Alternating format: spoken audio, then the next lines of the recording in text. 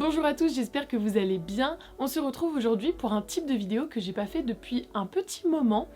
C'est un petit tag parce que j'avais envie d'une vidéo un peu légère qui fait suite à des vidéos, on va dire, un peu plus travaillées sur la chaîne. Donc j'avais envie de quelque chose d'un peu plus divertissant, que j'espère un peu drôle, parce que on va faire le Unpopular Opinion Book Tag. Comme son nom l'indique, il s'agit donc de donner nos avis qui vont un peu à contre-courant sur les livres, des genres littéraires ou des personnages, etc. En gros, tous les avis et les opinions qui vous attirent un peu les foudres de vos amis lecteurs quand vous les dites. Voilà, c'est le but de cette vidéo. J'aime pas trop faire ça parce que je pense que vous êtes des adultes intelligents et réfléchis, mais évidemment, si je dis des choses un peu piquantes ou voilà, dis du mal de vos livres préférés, de vos auteurs préférés, de vos genres préférés, ne le prenez pas personnellement. C'est mon opinion personnelle, ça ne tient qu'à moi et ça n'a aucune valeur par rapport à la qualité intrinsèque des œuvres dont je vais parler. Voilà, c'est dit. S'il vous plaît, ne vous fâchez pas, on est là pour rigoler. Ceci étant dit, je me munis de mon petit téléphone avec les questions et c'est parti. Première question, un livre ou une saga populaire que vous n'aimez pas? Alors j'ai pensé à 3 ouvrages qui sont assez plébiscités dans le monde littéraire. Le premier, est-ce qu'on commence par le pire? Ouais, on va commencer par le pire. Le premier, c'est Dracula de Bram Stoker. Alors, j'ai lu ce livre il y a, je crois, 2 ans, j'ai lu le roman. Et comment dire, je conçois totalement à quel point c'est une œuvre fondamentale dans la construction du mythe du vampire, etc. Mais j'ai trouvé ça ennuyeux à mourir. Je vous jure, j'ai trouvé que Dracula c'était chiant comme la mort. Il y a la première partie où l'espèce d'avocat immobilier, je sais plus quoi, le notaire va dans le château en Transylvanie. Ça, j'ai trouvé ça hyper intéressant parce que c'est là qu'on découvre Dracula, le mec fait des trucs bizarres, il rampe sur les murs et tout. Bon, fantastique, un peu horrifique, etc. Moi j'ai trouvé ça absolument incroyable, mais c'est une très petite partie du roman. Et ensuite, c'est vraiment des médecins, des mecs qui parlent pendant des heures sur qu'est-ce qui peut bien se passer. Et c'est intéressant parce que ça démontre comment les personnages vont passer d'une recherche d'explications raisonnables, scientifiques, à petit aller vers accepter que la raison peut être surnaturelle. Je capte le délire, mais vraiment j'ai trouvé ça super chiant. Voilà. Autre roman que je n'ai pas du tout apprécié et qui m'a un peu coupé l'envie de découvrir d'autres œuvres de cet auteur, c'est La Nuit des Temps de René Barjavel, parce que j'en ai entendu tellement de bien et j'étais extrêmement déçue. Non seulement la partie science-fiction, elle est très peu développée, il y a vraiment un terreau qui est immense et qui est super intéressant et on exploite 1/10 du truc. Ensuite, en fait c'est pas vraiment de la SF, pour moi c'est de la romance, on passe notre temps à suivre là la romance des 2 personnages et autre point, c'est affreusement sexiste, je trouvais ça affreusement sexiste, la manière dont la femme est vue et décrite par tous les personnages masculins. Pour le coup j'ai trouvé ça extrêmement décevant en termes de développement des personnages ou de science-fiction, mais ça peut être un atout aussi si vous avez du mal à vous mettre à la SF mais que c'est quelque chose qui peut vous tenter et que vous aimez bien la romance, bah sachez que je trouve La Nuit des Temps est plus proche de la romance que de la science-fiction. Et enfin, le dernier, pareil, qui m'a coupé la chic et qui m'a pas du tout envie de découvrir d'autres œuvres de cet auteur, c'est Nymphéa Noire de Michel Bussy. Michel Bussy qui est quand même un auteur français assez réputé, qui fait des thrillers et des romans policiers, etc. Et Nymphéa Noire, alors, oui, le plot est intéressant, il y a une petite surprise à la fin, tout ça, mais de nouveau, extrêmement sexiste, personnages caricaturaux, dialogue d'un manque de réalisme vraiment aberrant. Pour un auteur qui a un succès aussi phénoménal, j'ai trouvé que c'était vraiment pas ouf en termes d'écriture et de tout ce qui est technique d'écriture, technique scénaristique, bah j'ai trouvé ça mauvais. Je comprends qu'on puisse aimer pour l'attrait de l'histoire et l'attrait du rebondissement, de la surprise, voilà, de tout ce qu'on n'avait pas vu venir, ok, même moi ça j'ai apprécié en soi, mais vraiment un livre qui est autant mis en avant en étant, de mon point de vue, aussi mal écrit, entre guillemets. Moi je peux pas vraiment, quand je lève les yeux comme ça au ciel, dès qu'il y a un dialogue, dès qu'il y a une espèce de tentative d'humour ratée, franchement, c'était un énorme flop pour moi ce livre, alors que je sais qu'il est assez apprécié en règle générale. Voilà, la rencontre a été de 0 entre ce livre et moi. Deuxième question, un livre ou une saga que tout le monde semble détester mais que vous aimez. Alors, j'ai pas de saga chouchou vraiment que je porte au nu comme ça, que tout le monde déteste, mais j'ai toujours été extrêmement surprise par le nombre de personnes qui critiquent la version française de Game of Thrones, la traduction. Parce que j'ai lu les 5 intégrales 2 fois déjà, elle ne m'a pas paru lourde ou laborieuse comme je l'ai entendu beaucoup de fois. Vraiment, la traduction française de Game of Thrones est extrêmement critiquée, et moi j'ai adoré. J'ai trouvé vraiment, non seulement pas que c'était pas mauvais, mais aussi que c'était très bon, quoi. Donc dites-moi si ça vous a vraiment choqué, et qu'est-ce qui vous a dérangé dans cette traduction, si vous faites partie de cette team qui n'a pas du tout aimé. Mais sachez que voilà, moi je n'ai absolument jamais compris les critiques à ce sujet, mais comme quoi les goûts et les couleurs, ça se discute pas. Troisième question, un triangle amoureux dans lequel le personnage principal ne finit pas avec la personne que vous souhaitiez. Je n'en ai absolument aucun, et ça rejoint la question suivante qui est un genre de livre populaire avec lequel vous avez du mal. Et ma réponse à cette question, c'est justement que je lis très peu de romances. Donc un triangle amoureux où voilà, la relation principale c'est pas celle sur laquelle j'aurais misé, écoutez, il n'y en a pas vraiment, à part les séries de fantasy que j'ai lues adolescentes, comme Hunger Games ou quoi, où je sais que voilà, on critique souvent le fait qu'elle finit avec Pita, c'est ça son nom, je crois, Pita. Ça m'avait pas particulièrement choqué quand j'étais ado. Gale, Pita, tout ça, il y avait pas trop de... Voilà, ça m'avait pas choqué. Je pense que c'est plus dans les films que ça choque les gens. Pareil, Harry Potter, Ron, Hermione, franchement ok pour moi. Et après, j'ai pas forcément d'autres exemples. Je lis pas de romance, donc je ne suis pas confrontée à des triangles amoureux particulièrement. Ou alors, s'il y en a, je les aime bien. Par exemple, Gérald de Rive, Yennefer, Triss Merigold. Gérald il finit avec Yennefer, franchement oui, moi je suis pour ce duo-là et pas pour l'autre, donc tout va bien pour moi. Donc voilà, moi je suis pas du genre à me hyper sur les triangles amoureux et tout. Déjà les triangles amoureux, en règle générale, ils sont assez toxiques, et vraiment, on n'est pas dans une peinture assez réaliste de voilà quelqu'un qui peut aimer plusieurs personnes à la fois, de polyamour. On est vraiment surtout sur des adolescents qui ont un peu envie d'avoir le beurre et l'argent du beurre, donc c'est pas trop mon délire. La romance en règle générale, c'est pas trop mon délire. Vraiment le genre de la romance, parce que j'aime beaucoup les histoires d'amour. J'aime bien les histoires d'amour qui sont bien faites. Le genre de la romance en règle générale, c'est un peu trop fantasmé souvent dans les relations à mon goût pour que ça puisse me toucher. Je critique pas parce que c'est justement fait pour, on est parfois dans le fantasme, dans le cliché, dans la caricature, parce que justement ça doit faire rêver souvent, ça doit transporter ailleurs, etc. Moi, c'est pas ce que je recherche.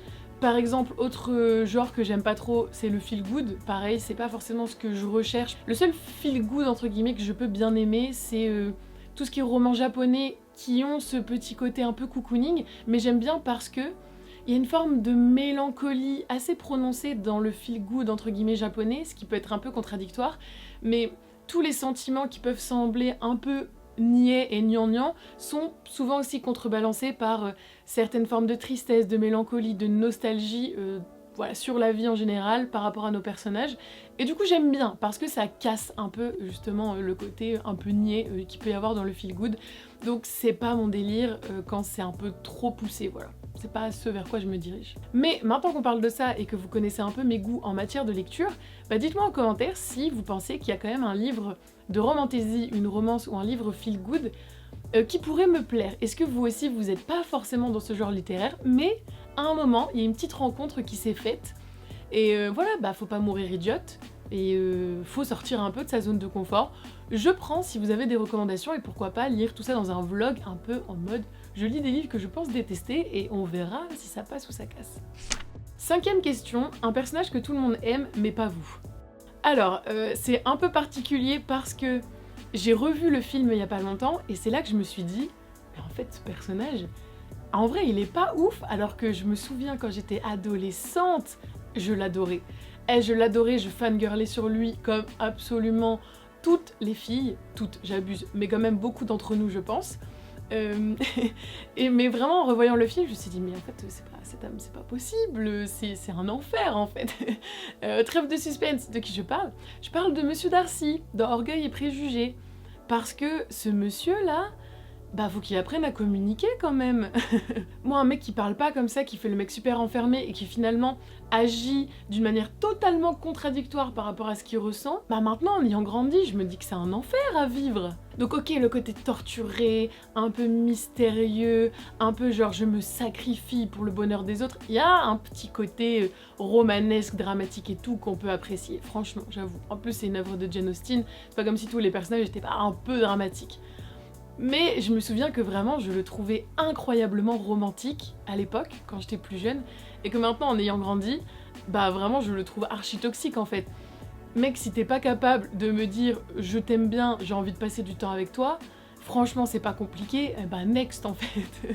Donc Elisabeth elle a vraiment du courage, hein, pour avoir vu au-delà de tout ça et pour avoir insisté, pour avoir persévéré. Elle a vraiment du courage parce que je pense que moi, il aurait tenu 3 jours. Question numéro 6, un auteur populaire que vous n'arrivez pas à lire. Eh bien sachez que, à ma plus grande surprise et pas ma plus grande détresse, mais j'aimerais quand même bien me hyper au sujet de ces auteurs, parce que ce sont 3 autrices, et ce sont les 3 autrices françaises les plus vendues en France en 2023. Je ne suis pas du tout tentée par Virginie Grimaldi, Melissa d'Acosta et Maud Ankawa. Ce sont les 3 autrices qui ont fait le plus de ventes en France en 2023 en termes de livres, et franchement, bah félicitations à elles, je suis trop contente qu'il y ait des femmes comme ça dans ce top 10 aux côtés de Guillaume Musso, etc. Mais vraiment, leurs livres ne me tentent pas du tout. Je pense que je range vraiment ça dans la catégorie feel good, un peu niais, et je pense que je suis totalement en erreur. Hein. Mais quand je lis les résumés et quand parfois j'entends un peu des gens donner leurs avis, j'ai l'impression que ça va pas forcément me toucher, j'ai l'impression que ça va être beaucoup de nouveau dans les clichés, dans des personnages qui se reconstruisent via des relations ou en tout cas des actions qui me semblent pas réalistes. Par exemple, j'avais lu le résumé d'un livre de Virginie Grimaldi où il y a une femme qui se fait quitter par son mari et ensuite elle lui écrit des lettres et elle revit des moments de leur relation et peut-être que c'est comme ça qu'elle va faire le deuil. Enfin, moi ça m'intéresse pas du tout ce genre de pitch parce que j'ai l'impression que c'est pas réaliste. Mais peut-être que je me trompe. En plus, j'adore les livres de Baptiste Beaulieu qui sont énormément tournés autour des émotions, des sentiments, de ce que les personnages ressentent et de ce que ça peut nous faire ressentir nous, que j'adore, je trouve que c'est extrêmement bien fait. Et il vante toujours les mérites de Virginie Grimaldi parce que c'est une amie très proche de lui. Je crois que c'est même la marraine de son enfant, un truc comme ça. Donc je me dis, en vrai, moi j'aime Baptiste Beaulieu. Baptiste Beaulieu, il aime l'écrit de Virginie Grimaldi. Peut-être qu'il y a une rencontre qui peut se faire à un moment, quelque part. Donc pareil, si vous avez lu certains de ces livres, de ces 3 autrices, et que vous avez beaucoup aimé et que vous pensez vraiment que je suis dans l'erreur par rapport à ce que je vous en dis, vraiment, dites-le moi, parce que j'ai énormément de préjugés par rapport à ces autrices, et qu'il y a tellement de livres à lire, je vais pas vous mentir que j'ai pas envie de perdre du temps et de l'argent en me lançant dans un truc que je pense de base ne pas aimer. Mais voilà, c'est des préjugés, comme on peut en avoir sur plein de choses. Moi j'ai des préjugés sur ces autrices malheureusement, même si je leur souhaite le plus grand succès du monde, mais n'hésitez pas à me conseiller si vous pensez que j'avais tort. Que j'ai tort. Question numéro 7, un code de livre populaire que vous êtes fatigué de voir. C'est un peu aussi connu sur le thème de tropes, en gros c'est vraiment tous les clichés et les codes de genre qu'on peut retrouver, qui parfois fatiguent un peu parce qu'on les retrouve un peu trop. Qu'est-ce que j'ai noté? J'ai noté les détectives brisés et blasés par la vie dans les policiers.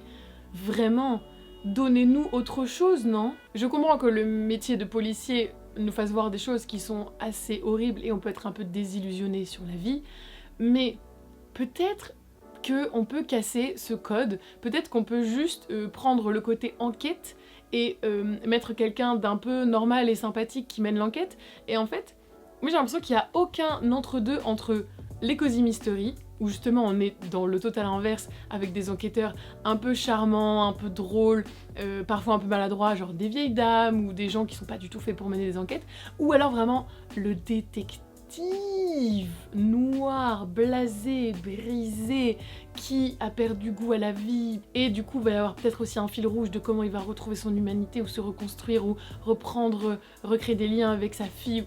Oh, vraiment moi ça me fatigue. Ensuite on a aussi les enfants ou les ados qui n'ont pas de parents.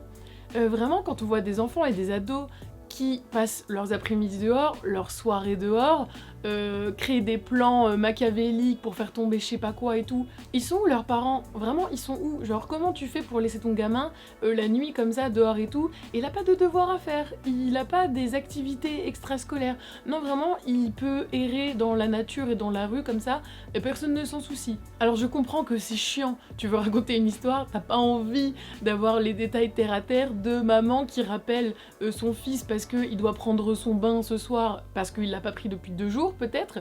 T'as pas envie de ça, je comprends. Et c'est aussi pour ça que souvent que dans les fantaisies, quand il y a des héros qui sont un peu jeunes, ils sont orphelins, ou ils ont pas de parents, ou il y a un parent en vie mais il est pas là, et ils ont juste des mentors ou je sais pas quoi qui s'occupent un peu d'eux. Mais du coup les auteurs ils choisissent souvent la solution de facilité. J'ai pas envie d'avoir une quelconque parentalité qui vient casser le rythme de mon histoire, donc mon personnage il va être orphelin.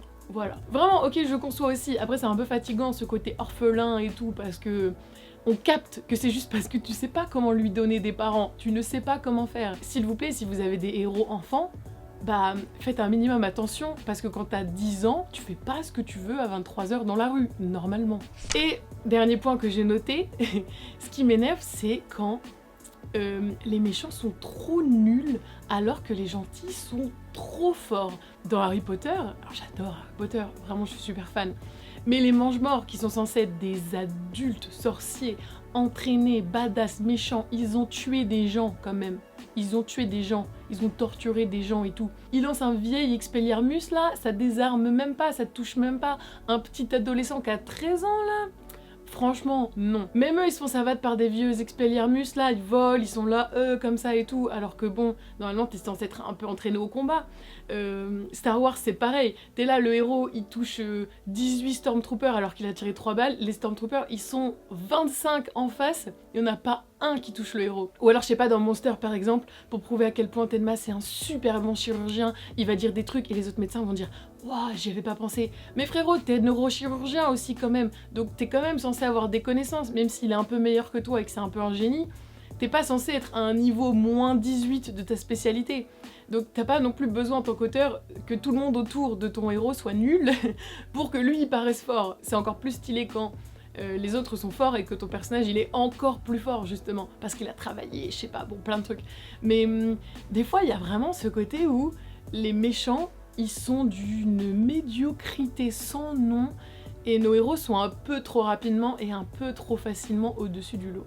Et ça fait un peu lever les yeux au ciel des fois. Après ça va, ça empêche pas d'apprécier les œuvres et tout, mais on parle voilà de petites tropes qui picotent un peu, où on se dit ah, un peu d'effort s'il vous plaît. Question numéro 8, une saga populaire qui ne vous attire pas. Alors saga, il y a La Passe-Miroir de Christelle Dabos, est une saga française en plus de fantasy encensée de partout. Je sais qu'Amita Books a fait un challenge autour parce que c'est l'une de ses sagas préférées. Je sais qu'elle a beaucoup marqué Cornelius, Quentin, qui en parle sur sa chaîne comme une saga très importante pour lui et tout. Mais elle ne m'a jamais intéressée. J'ai le tome 1 pourtant que j'ai acheté d'occasion, qui est chez mon père, mais je sais pas du tout pourquoi. J'ai aucune envie de me lancer dedans, alors que saga française, autrice, succès phénoménal, j'ai envie de donner de la visibilité aussi à ce genre d'ouvrage et tout, c'est stylé. Mais vraiment ça ne me donne pas du tout envie. Et enfin, question numéro 9, on entend souvent le livre est toujours meilleur que le film, mais quel film ou quelle série préférez-vous au livre? Aucune hésitation sur cette réponse parce que la série de La Servante écarlate, The Handmaid's Tale, est exceptionnelle. Vraiment, elle est incroyable. Le livre est aussi très très bon, il y a le tome 1 et le tome 2, c'est des tomes indépendants, tout ça, écrit par Margaret Atwood. Les livres sont vraiment très bons, mais la série sort du contexte du livre, sort du cadre du livre au bout d'un moment, et va vraiment créer une histoire à part entière à partir du monde et de l'univers et de cette dystopie créée par Margaret Atwood. Et vraiment, la série elle est portée à la fois par le jeu des acteurs, à la fois par le scénario, la mise en scène, la colorimétrie de la série magnifique, la noirceur aussi qui s'en dégage, tout ce qui se passe, tout ce qui a été inventé. Je trouve que ça fait sens par rapport à l'ouvrage principal, c'est extrêmement bien scénarisé. C'est un peu comme les créateurs du jeu vidéo The Witcher qui, pour faire The Witcher 3, ont décidé de créer totalement de nouvelles quêtes, de nouvelles aventures, etc. à partir des romans existants, des nouvelles existantes, des personnages existants de Andrzej Sapkowski, et qui, en créant ces nouvelles histoires, ont parfaitement respecté l'ADN initial de l'œuvre et ont fait de l'excellent travail d'adaptation. Bah là c'est pareil, La Servante écarlate, tu peux voir que c'est une série qui a été créée par des gens qui ont compris l'œuvre, qui avaient vraiment à cœur de faire quelque chose qui respectait l'ouvrage principal, mais qui l'amenait simplement un peu plus loin, qui ont fait preuve de créativité, d'imagination pour imaginer la suite de l'histoire, mais avec beaucoup de respect pour le roman principal de Margaret Atwood, et ça c'est extrêmement satisfaisant quand on connaît les deux et quand on découvre les deux, parce qu'ils se complètent plus qu'ils ils s'opposent, et c'est comme The Witcher avec le roman, le jeu vidéo complète très bien les romans, et la série de La Servante écarlate, je ne peux que vous la conseiller. Alors, si vous avez le cœur un peu bien accroché et que vous n'êtes pas en phase dépressive, parce que c'est noir, c'est dur, c'est un peu hardcore hein, franchement, donc allez-y quand vous vous sentez quand même capable de prendre ces émotions et de les gérer et tout, parce que c'est quand même un peu sport. C'en est tout pour cette vidéo, j'espère qu'elle vous a plu. Les textes c'est toujours sympa, c'est toujours un peu léger à regarder, un peu divertissant, en tout cas je l'espère. J'espère que je ne vous ai pas froissé avec mes avis, évidemment. C'est obligé que vous aussi, il y a des livres que j'ai adorés, que vous avez trouvé super nuls. Vraiment, je ne me définis pas comme mes avis livresques et vous devriez faire la même chose. Hein. Bien sûr que nos lectures nous construisent en tant que personne, mais vous n'êtes pas vos lectures non plus. Donc si quelqu'un critique un livre que vous avez aimé, il ne critique pas vous directement. Même si on critique un livre qu'un auteur a écrit, on ne critique pas l'auteur directement, sauf s'il y a des propos qui sont vraiment problématiques et tout, mais ça c'est une autre histoire. Vraiment, un livre est un livre, c'est une histoire on l'aime pas. On aime la forme, on aime le fond, on n'aime pas la forme, on n'aime pas le fond. Tout est question de subjectivité, les goûts de chacun, tout ça, vous connaissez. J'espère en tout cas que vous aurez passé un bon moment en ma compagnie. J'attends vos commentaires, si vraiment vous, il y a une œuvre que vous aimez pas, ou un personnage que vous détestez alors que tout le monde l'adore, venez cracher votre venin en commentaire, toujours avec respect bien sûr, hein, les uns des autres, mais venez, on rigole un peu autour de ces unpopular opinions qu'on a par rapport au livre. En vrai, on est un peu là pour ça aussi. Je vous fais plein de bisous, je vous souhaite le meilleur et je vous dis à la prochaine. Avouez, en vrai, j'étais grave gentille. J'ai pas des unpopular opinions si tranchants que ça en fait. Bye.